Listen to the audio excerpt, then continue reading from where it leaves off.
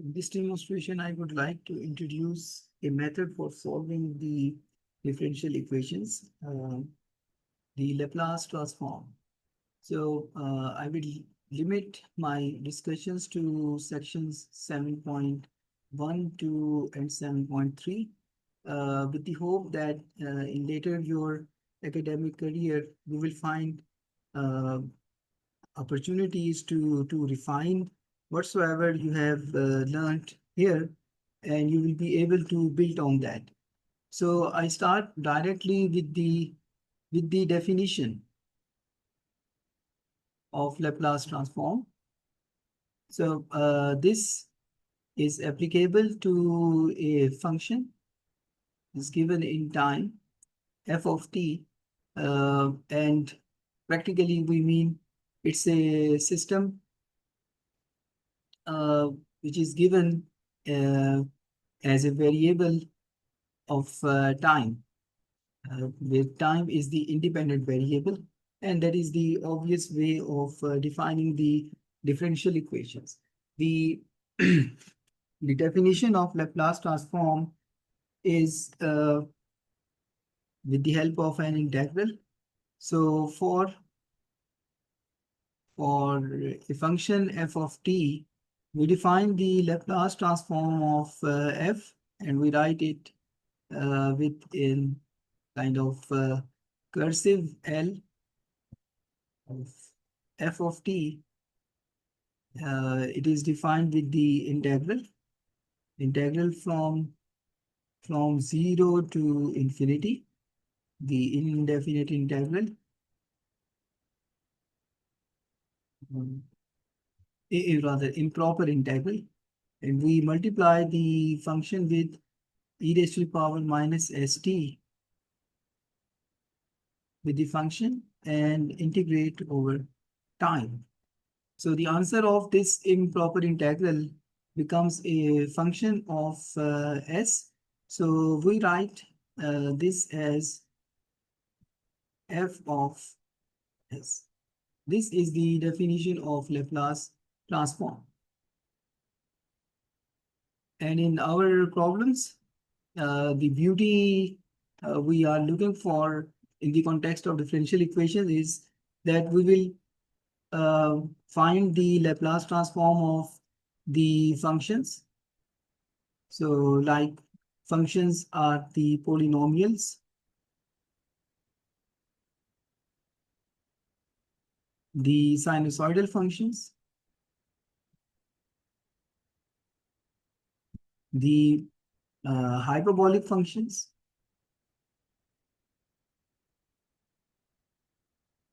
the exponential functions, e raised to the power at, uh, and also Laplace transform helps us to solve the differential equations where the input function or the forcing function to a system is a discontinuous function. So this is also useful for discontinuous functions.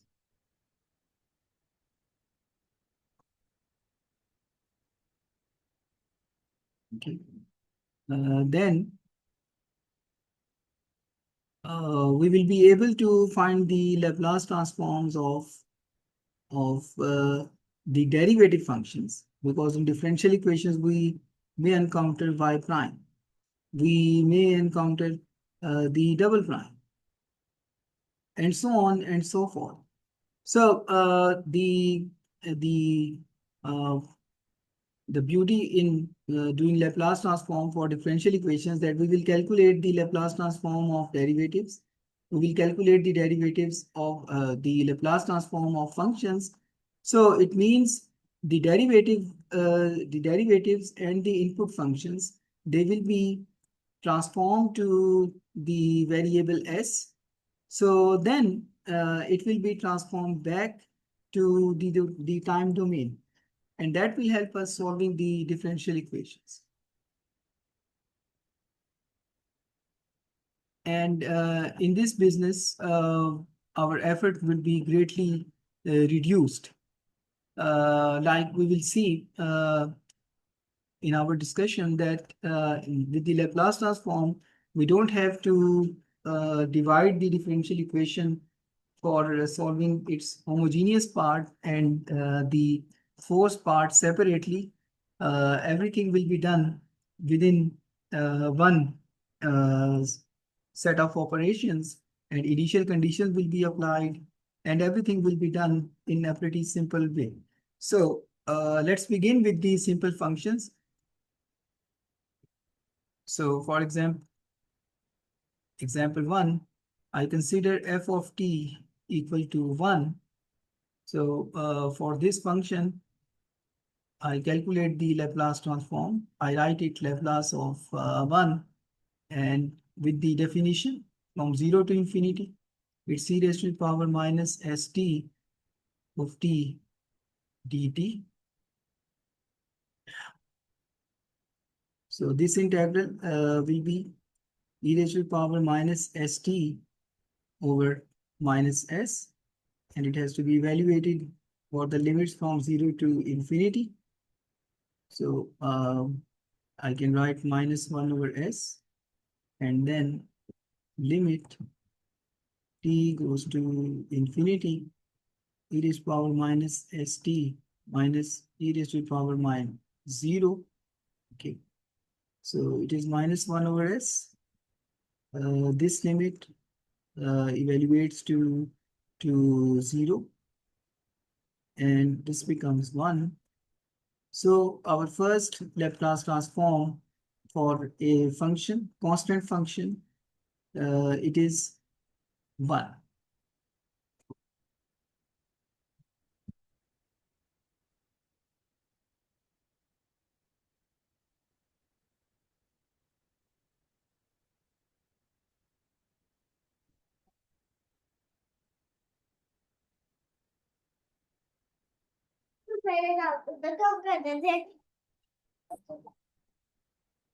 Let's consider another example.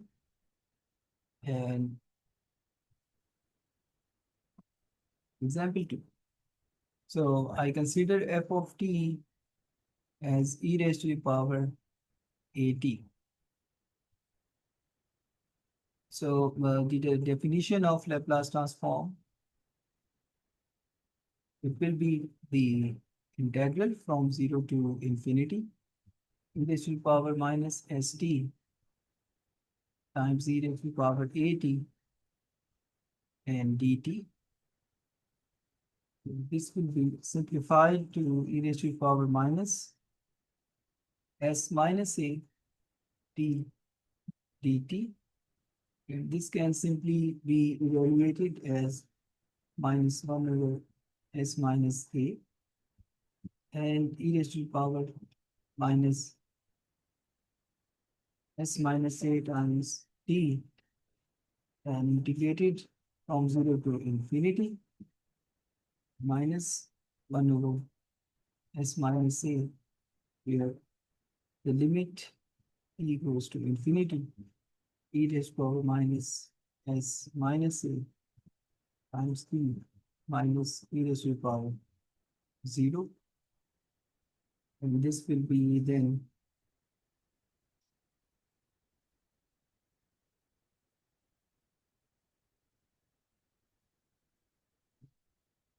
minus 1 over s minus a times this will goes to 0, and this will minus 1. So the Laplace transform of e raised to the power at will be minus, it is 1 over s minus a. This is another result that we will frequently use. And likewise, if the Laplace transform of e raised to the power minus omega t is required, so it will be likewise 1 over s plus omega. So that's how we calculate the Laplace transform. So the other function for which the Laplace transform is required. So let's consider another example. Laplace transform of function t. So start with the definition from 0 to infinity. T times e raised to the power minus st dt. We have to evaluate this one with the product rule. So I consider t as the first function, e raised to the power minus st or minus s, integrated from 0 to infinity minus from 0 to infinity, it's 1, and e raised to the power minus st, which is the definition of Laplace transform of 1.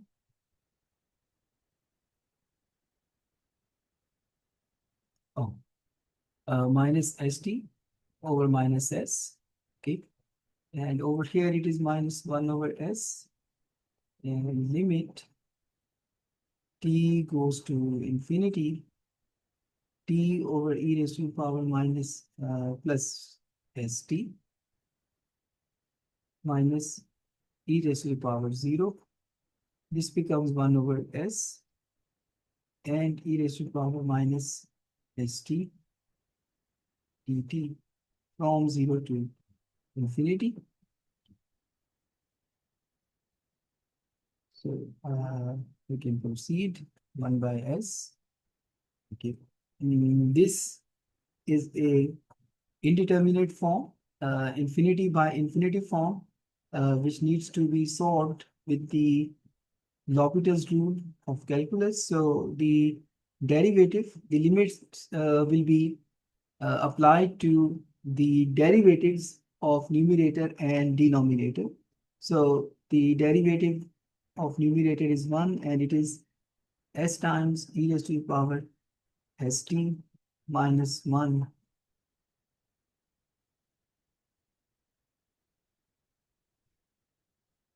No, this will be 0.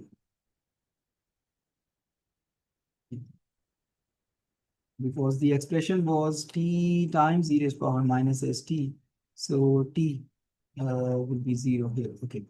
This is 1 over s, and this is the Laplace transform of 1, which is 1 over s. Then? Yeah. Yes, you can take it. Okay. Yeah, okay. Yes. Okay, so it is 1 over s. Okay. It was a little niece a bit interrupted in my lecture, but she is now satisfied. Okay, so minus 1 over s, and this limit will be vanished to 0, and we will have only 1 over s squared survived for the Laplace transform of t. So it is 1 over s squared. So this is fine. Similarly, we can proceed to get the Laplace transform of t squared. And then we will generalize to a general t raised to the power n. So t squared, so from the definition, from 0 to infinity,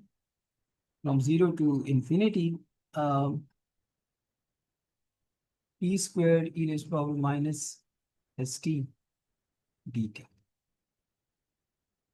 So this again requires the product rule to be implemented. So t squared e raised to the power minus st over minus s over the limits from 0 to infinity. And over here, I will get 0 to infinity, and the derivative 2 times t e raised to the power minus st dt. Okay. Then the first integral, this with the repeated implementation of the limit, okay, minus 1 over s limit t goes to infinity for t squared over minus st minus 0.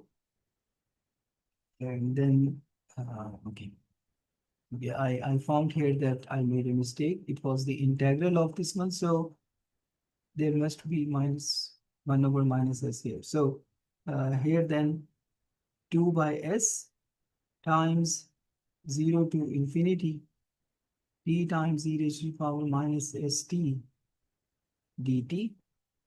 So with the repeated limit application, आप आप किसकी team है आप किसकी team है may at this point it is then minus 1 over s. This part of the integral will vanish because we have to convert the limit to the limit will be evaluated with the help of Laplace transform, L'Hopital's rule. Therefore, this will vanish to 0, n minus 0, and it becomes 2 by s. And the expression over here, it's the definition of Laplace transform of t. So we then finally find that Laplace transform of t squared is equal to 2 times 1 over sorry, 1 over s times Laplace transform of s of t, which is uh, 1 over s squared. We did that earlier. Yes, it was 1 over s squared. So we can identify the pattern. It's 2 over s cube. So it is the Laplace transform of t squared. So likewise, we will be able to find that Laplace transform of t cube is equal to 3 over s raised to the power 4. So for journal integer n, the Laplace transform of t raised to the power n will be evaluated as n over t raised to the power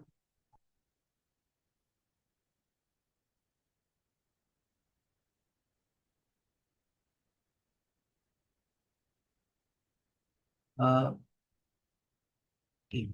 Well, Laplace transform of t squared was 2, and the Laplace transform of t cube will be 3 times 2 times. So therefore, it is written as 3 factorial over s raised to the power 4.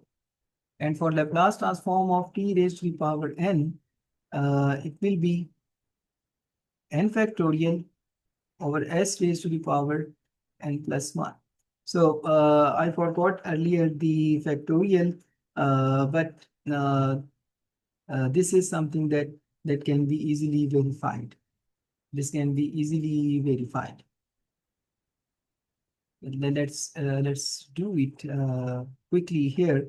So for example, Laplace transform of t cube is equal to from 0 to infinity t cube e raised to the power minus st dt. So here it will be t cube e raised to the power minus st over minus s from 0 to infinity. And here it will be 3t squared and e raised to the power minus st dt from 0 to infinity. The first integral, as we have seen earlier, that this is not going to survive. Its limit will be evaluated to 0. I have shown that in the earlier examples. And again, I forgot to write this minus 1 over s. So it becomes 3 by s and Laplace transform of t squared. So now it is obvious that it is the Laplace transform is 2 by s cube. So now it is 3 factorial over s raised to the power 4 as the Laplace transform of t cube. So now it is clear that the Laplace transform of integer power of t will be with n factorial in the numerator and s raised to the power n plus 1 in the denominator. So this is about the Laplace transform of few functions.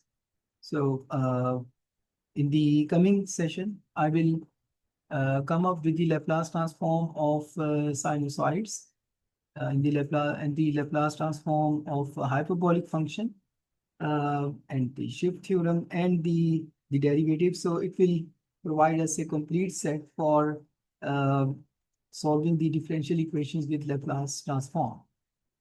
So in this demonstration, we saw the first example with the Laplace transform of a function, constant value 1. Then we did for the exponential function. Then it was with the polynomial functions t squared, t cubed, and in general t raised to the power n.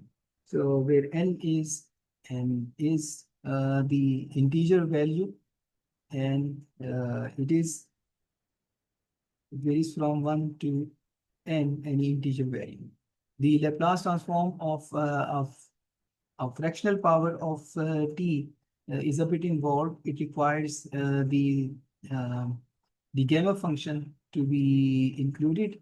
So that appears later in the discussion of Laplace transform.